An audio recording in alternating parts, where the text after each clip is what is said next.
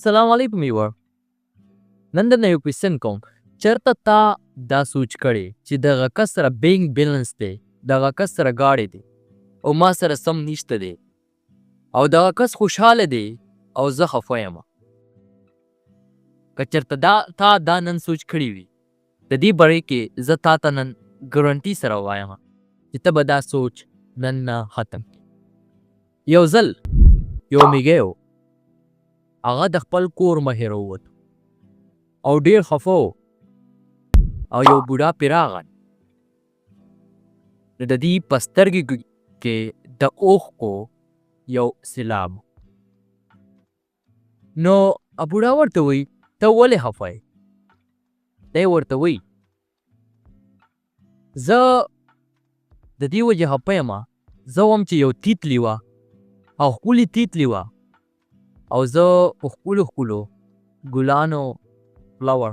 په دې باندې کېنستله او خلک راته خوشحاله وه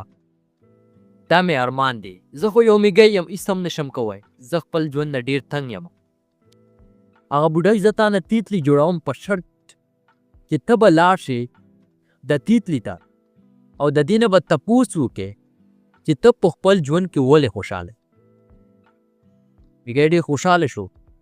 روان شو چې کله هغه تیتلي خواته ورسېدو هغه تیتلي نه تپوس کوي چې ته په خپل ژوند کې ولې خوشحاله یې هغه ورته وایي چې زه د خپل ژوند نه ډېر مطلب تنګ یم یا تنګ یم ورته وایي چې زما ژوند چې کوم دی هغه څو ورځو دپاره ده ماشومان او خلک ما رانیسي او زما ژوند چې کوم دی تل په خطره کې تیتلي ورته وویل چې زما په خیال چې کومه د مچۍ ده مکۍ دا ډېره خوشحاله ده ځکه چې یو سیل هم کوي فلاور ته ځي او بل ګبین هم جوړ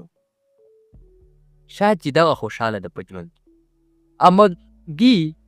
ډایرکټلی دا لیفټ کړو تیتي لیفټ کړه او لاړو دا مچۍ طرف ته او چې کله ای ته ورسېدو یې نه تپوس کوي چې ته په خپل ژوند کې ولې خوشحاله یې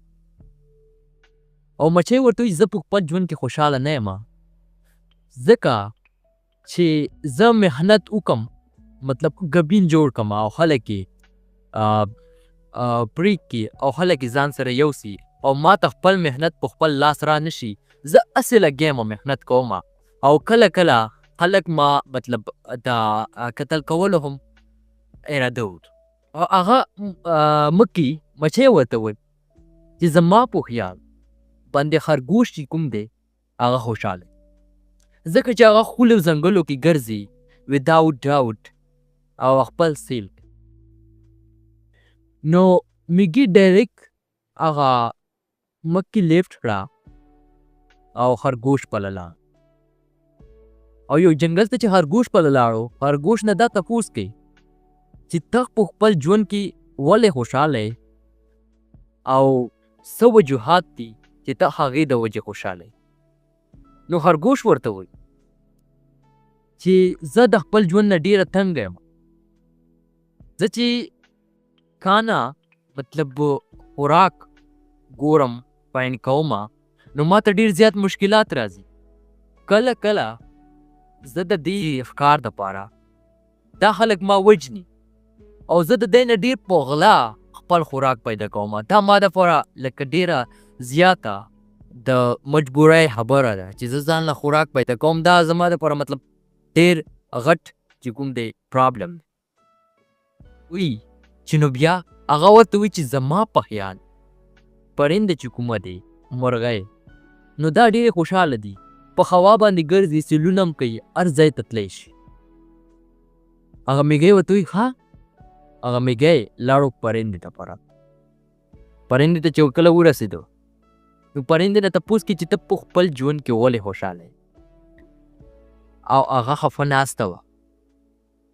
ورته وایي چې زه د خپل ژوند نه مطلب زیاته تنګه یم زه هر چېرته ځم او هر ځای کې مطلب سټې کوم هر وطن ګورم او په خپل ژوند کې هېڅوک هم خوشحاله نه دی د هر چا پرابلم په دنیا کې چې کوم خوشحاله دي هغه میږیان تاسو یې. ځکه